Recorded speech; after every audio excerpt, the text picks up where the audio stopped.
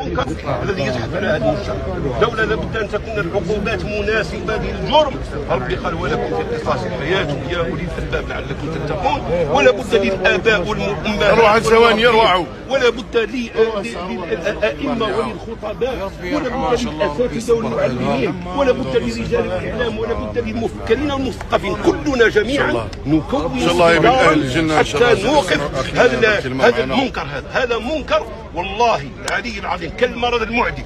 إذا لم نتعاون جميعا في سبيل إيقاف هذا المرض فسوف ينتقل إلى أطراف أخرى، ونسأل الله عز وجل العافية. لا بد أن نتعاون في سبيل إيقاف هذا المنكر. بارك الله فيكم على هذه الوقفة.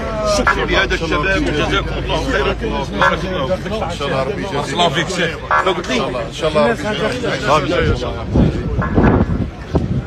اسمع من الباب بركي الهضره الاخرى والهضره الاخرى واللي ولا واش نقول لكم خوتي.